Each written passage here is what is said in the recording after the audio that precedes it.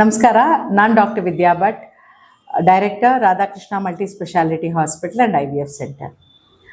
ಎಲ್ಲರಿಗೂ ಒಂದು ಕುತೂಹಲ ಇರುತ್ತೆ, IVF ಅಂದರೆ ಏನು, ಏನಕ್ಕೆ ಮಾಡ್ತಾರೆ, ಯಾರಿಗೆ ಮಾಡ್ತಾರೆ ಅಂತ.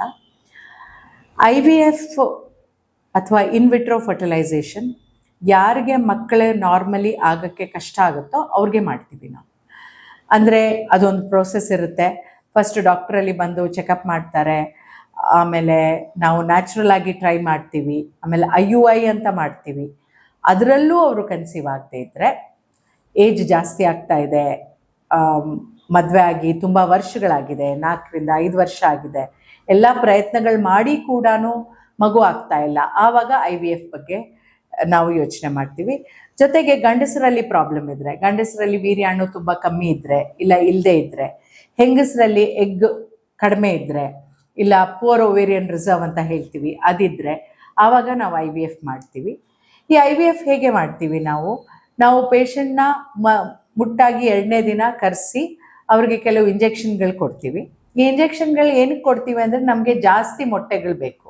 ಈಗ ಮಾಮೂಲಾಗಿ ಒಂದು ಹೆಣ್ಣಿಗೆ 14ನೇ ದಿನ ಒಂದು ಮೊಟ್ಟೆ ಬರುತ್ತೆ. ಆ ಟೈಮಲ್ಲಿ ಅವರು ಸಂಭೋಗ ಮಾಡಿದರೆ ಕನ್ಸೀವ್ ಆಗೋ ಚಾನ್ಸ್ ಇರುತ್ತೆ.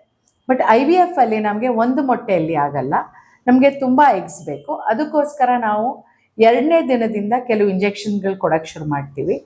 ಅದು 1-2 ಇರ್ಬೋದು, ಇಲ್ಲ ಒಂದು 3-4 ಇಂಜೆಕ್ಷನ್ಸ್ ಕೂಡ ಇರ್ಬೋದು. ಡೋಸು ಕೂಡ ಪೇಷಂಟ್ ಮತ್ತು ಪೇಷಂಟಿಂದ ವ್ಯತ್ಯಾಸ ಇರುತ್ತೆ.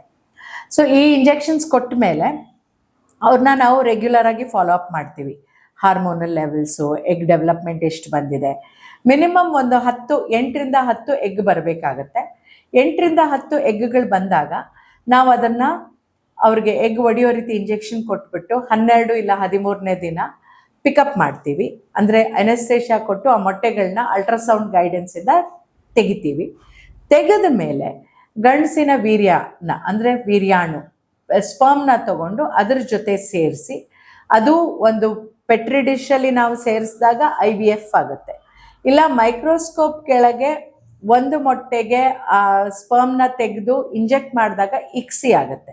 ಸೊ ಇದು 2ರಲ್ಲಿ ಒಂದು ಪೇಷಂಟ್ಗೆ ಯಾವುದು ಒಳ್ಳೆಯದು ಅಂತ ನೋಡಿಬಿಟ್ಟು ಅದನ್ನು ಮಾಡಿ ಆ ಭ್ರೂಣನ ಅದು ಸೇರಿದಾಗ, ಮೊಟ್ಟೆ ಮತ್ತು ವೀರ್ಯಾಣು ಸೇರಿದಾಗ ಅದು ಭ್ರೂಣ ಆಗುತ್ತೆ ಅಥವಾ ಎಂಬ್ರಿಯೋ ಆಗುತ್ತೆ. ಆ ಎಂಬ್ರಿಯೋನ ನಾವು ಇನ್ಕ್ಯುಬೇಟ್ರಲ್ಲಿ ಇಟ್ಬಿಟ್ಟು ಅದನ್ನು ಬೆಳೆಸ್ತೀವಿ. ಅದನ್ನು 3 ಇಲ್ಲ 5ನೇ ದಿನಕ್ಕೆ ಬೆಳೆಸ್ಬಿಟ್ಟು ನಾವು ಹೆಣ್ಣಿನ ಗರ್ಭದಲ್ಲಿ ವಾಪಸ್ ಅದೇ ತಾಯಿಯ ಗರ್ಭದಲ್ಲಿ ಇಡ್ತೀವಿ. ಇದು ಕೆಲವು ಸರಿ ಅದೇ ಸೈಕಲಲ್ಲಿ ಇಡ್ತೀವಿ, ಇಲ್ಲದೇ ಇದ್ದರೆ ನೆಕ್ಸ್ಟ್ ಸೈಕಲ್ ಮುಂದಿನ ಮುಟ್ಟಾದಾಗ ಅವ್ರಿಗೆ ಎಂಡೋಮೆಟ್ರಿಯಮ್ ಅಂದರೆ ಒಳಗಿನ ಲೈನಿಂಗ್ ಪ್ರಿಪರೇಷನ್ ಮಾಡಿಬಿಟ್ಟು ಅದನ್ನು ಎಂಬ್ರಿಯೋ ಇಟ್ಟು 15 ದಿನ ಆದಮೇಲೆ ಅಥವಾ 3 ವಾರ ಆದಮೇಲೆ ಅವ್ರಿಗೆ ಪ್ರೆಗ್ನೆನ್ಸಿ ಟೆಸ್ಟ್ ಮಾಡ್ತೀವಿ.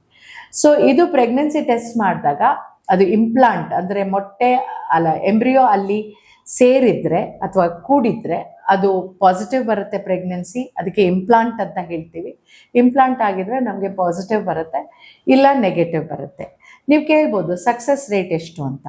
40 to 50% ಸಕ್ಸಸ್ ರೇಟು.